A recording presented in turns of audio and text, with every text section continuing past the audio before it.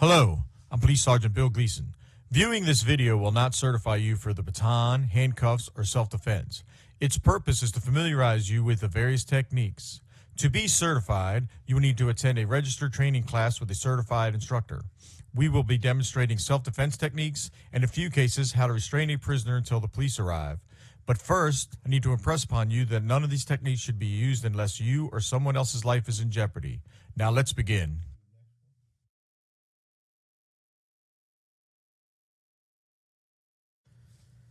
As you approach, if a suspect doesn't respond to your verbal commands, you will have to go hands-on.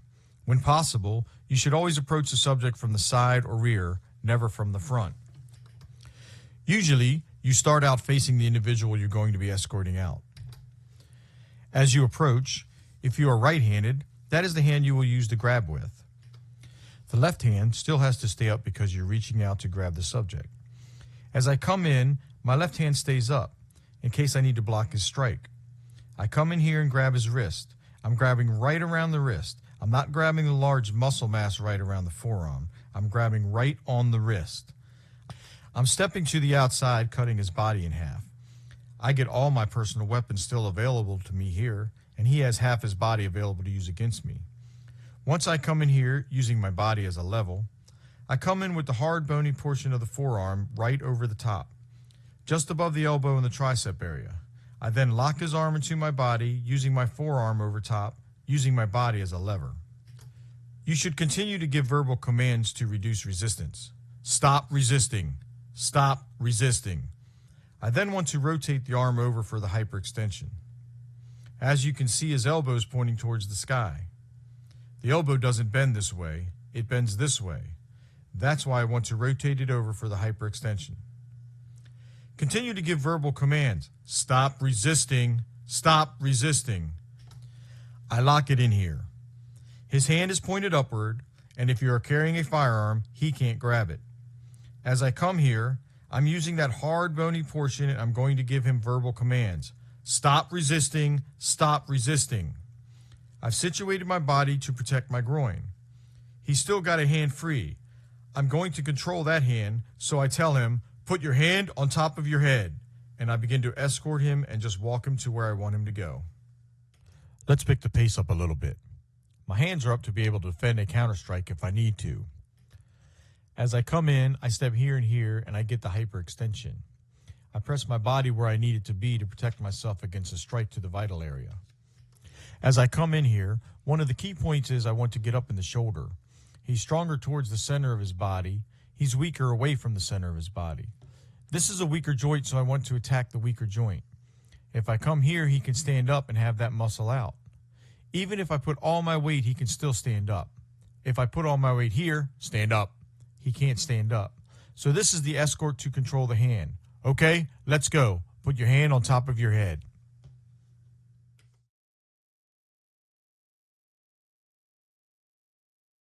If the resistance escalates violently, I need to go into a full takedown. All I'm going to do is use my body as a lever and take him down. As I step in, the same thing.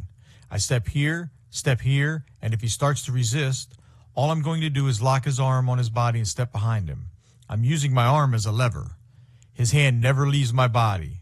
As I take that step, he goes down on the ground. Notice his arm has never left my body. I'm still over the top of the joint from here. Put your other hand out. I have him under control. I can now transition him and handcuff him from this point. Just rotate the fingers towards the head, grab the shoulder in the back, ready to front cuff him.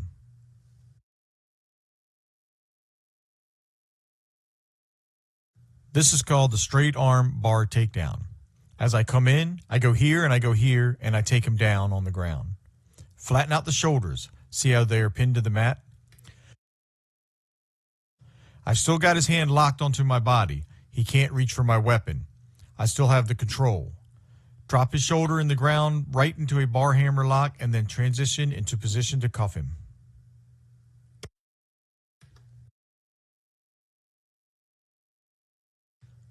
These controls are based on the normal type of resistance you get.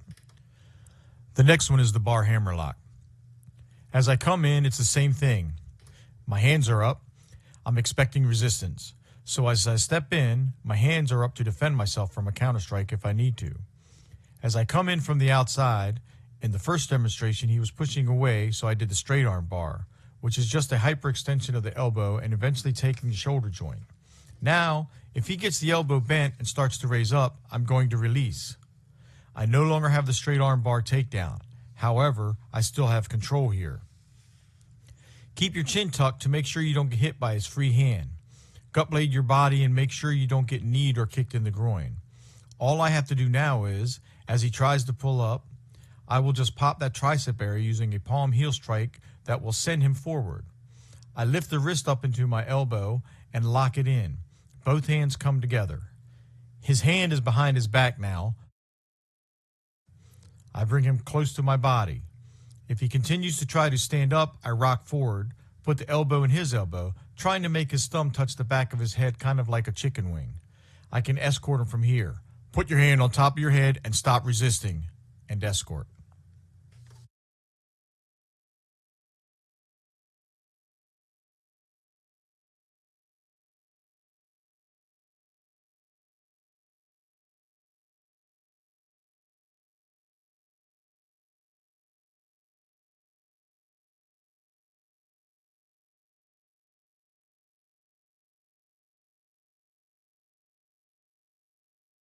When you are dealing with a person who is resisting arrest, in order to get him under control, the best method is to do what is called a takedown.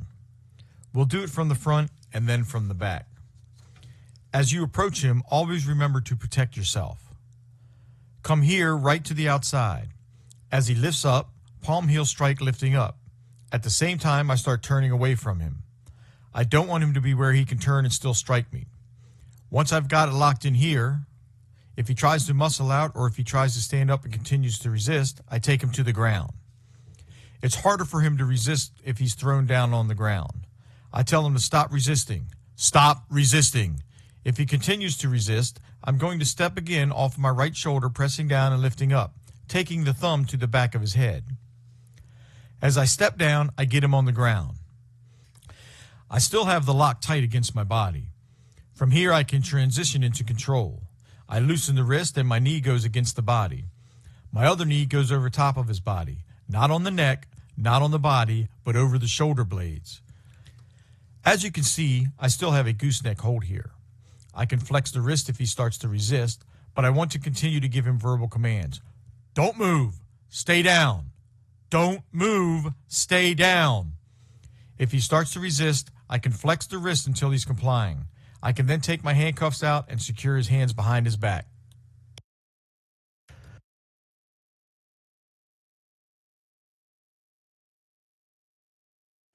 Never allow someone to get close enough to choke or assault you. You must always be in control.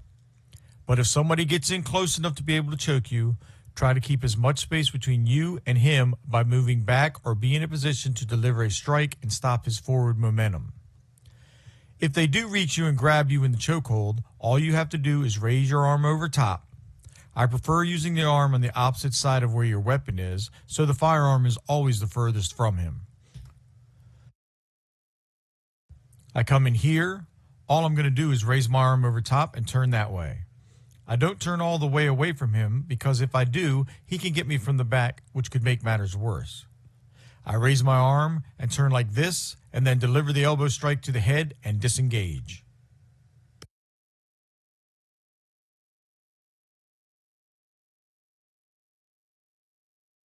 There are nerve pressure points throughout the body that are very sensitive to pain, and you can get them to comply when he's in high intensity pain. There are a couple of things you can do. There's a nerve that runs up and down your calf that is very sensitive. If you have boots on, you can come in here, give verbal commands, let me see your hands. Obviously, if I can't see his hands, he might be carrying a firearm. I want to see his hands. Never go hands-on if you can't see his hands. But if you've already seen his hands and they're underneath him and you are sure he doesn't have anything in them and he's not trying to reach, you can use one of these techniques. The first one is the calf pressure technique. If you have a good hard set of boots on, you will want to flatten his leg out. Use the edge of your boot along the nerve area of the calf here.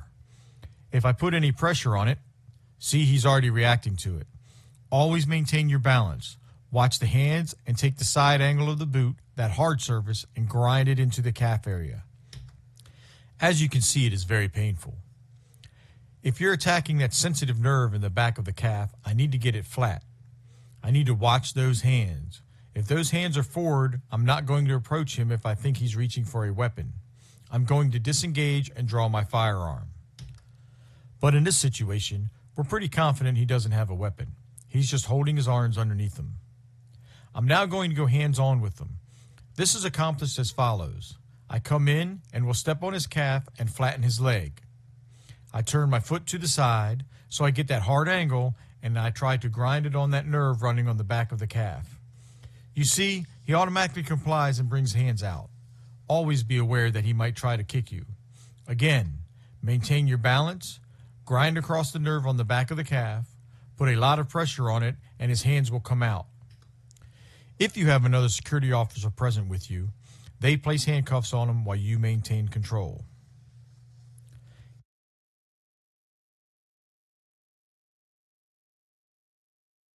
I'm at a distance where I can react, but if I'm in close enough and all of a sudden he moves to a spontaneous attack, what I'm going to do is step in. At this point, you have two choices. Step in or step out. If you can get to his side, that is even better, but you've got to make that decision. As I'm stepping in, I'm attacking. I'm striking sensitive areas such as the bicep area. So as I step in, I'm conscientious of my arm guard. So as I step in, I attack. Here's where I use close quarter combat, elbows, knee strikes, whatever I need to do. If I need to transition where I've weakened his resistance, there's several things I can do. There's an arm guard over the head, an arm guard to the ground, or I can transition where I block that here, and I get it here, and go for the arm guard takedown. The main thing is that you don't get punched during this counterattack. As he throws that punch, I'm attacking here and counter-striking. You can do leg sweeps or other techniques that will put him on the ground. The main thing is, don't get hit. Either disengage or go to one of the controls I just showed you, such as the leg sweep.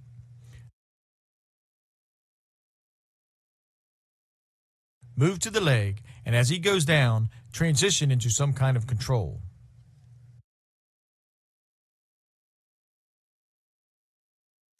The best way to deal with him is give him continued verbal direction. Stand up, put your hands behind your head, and interlock your fingers. Obviously, we want to take control, especially if he's interlocked. You need to break that grip. You can do that by finger peels. There are several areas you can use pressure points on. There's one to the base of the jaw, just under the ear. But if I want to come in, I've got to break that grip. If he's completely free, I've got to protect myself as I come in making contact with him. Make sure he doesn't hyperextend one knee. As I come in here, take and peel the thumb to break the grip. If I come in here, there are several ways to do this. I can use his arm against my knee here. I'm still standing. I have the straight arm escort. Just pull in and use my knee as a lever and bring him around to the prone position. From here, if he's subject to arrest, we have him get on his knees and we can just move him.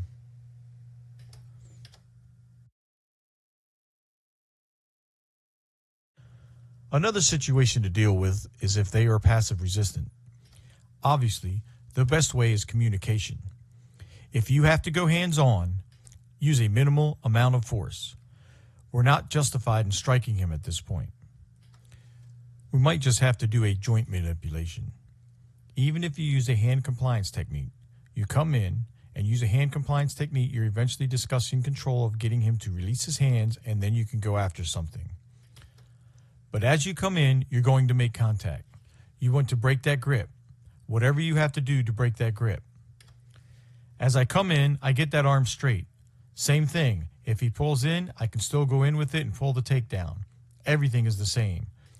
But from here, instead of having to get down with him and get with him, I use my knee. I've got the arm hyperextended, and I'll pull him around my knee and bring him to the prone position and then transition from here.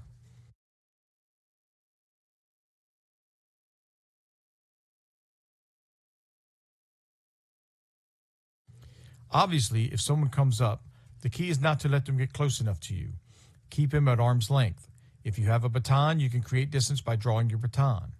You can create distance until you can give verbal commands, or you can deliver some kind of strike to stop his forward momentum. But if he comes up and gets too close into his punch area, just grab here. If he grabs hold of you or he's pushing you, same thing. But if he has hold of you, all we're going to do is deliver some kind of counter.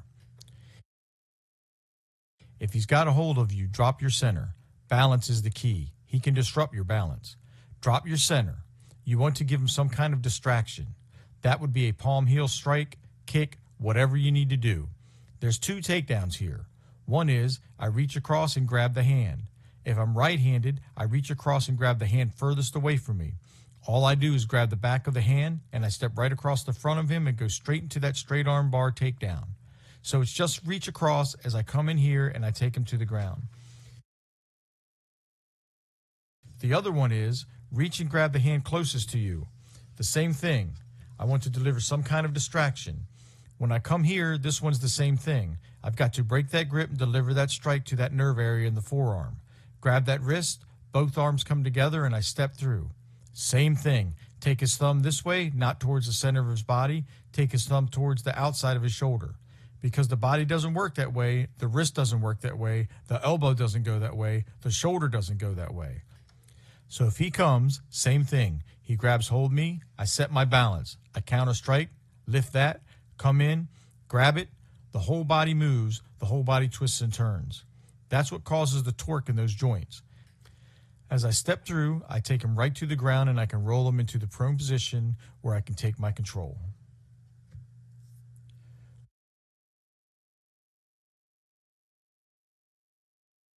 When somebody comes from behind you and locks you down, the most important thing is don't let them pick you up. This is accomplished by dropping to your center. If I just stay with my feet close together, he picks me up pretty easy. He could pick me up and drop me on my head. So the first thing is, don't let somebody sneak up behind you. But if they do, drop your center. Now he can't pick me up because I've got my weight wide and deep. From here, my arms are trapped. So there's a couple things I can do.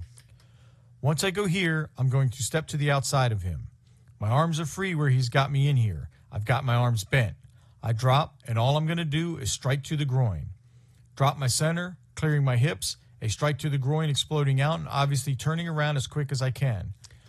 I don't want to have him at my back any longer. He comes in here, he's got my arms trapped, so the only thing I can do is drop my center so I won't get picked up.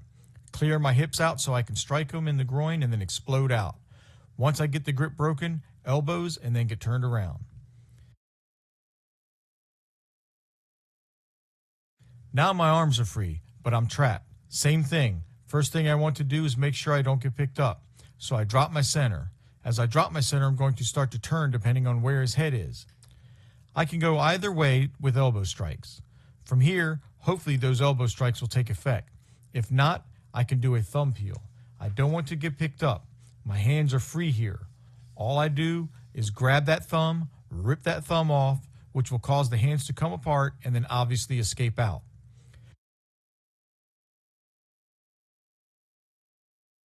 As he comes in, the first thing I need to do to protect myself from being choked is tuck my chin in the crook of his elbow. Also, a lot depends on what he's able to do. If he breaks my balance backwards, it's going to be hard for me to do anything forward. If he's got any kind of blood or air choke on me, I don't want to be messing around. I want to be able to regroup and get myself together. So I'm going to come in here and pull down on his elbow a little bit, relieving the pressure on my neck, and step around the outside and trap my leg around his leg and just go to the outside. He can no longer move his feet because I've got them trapped. Now all I want to do is break his hold. As he comes up, I got to turn into it, drop my center, protecting the choke. If he pulls me back, I wrap around with it to the outside, get rid of him and get myself back together and do what I need to do if he comes back. This concludes the self-defense training session. Please insert the second disc titled Non-Lethal Weapons.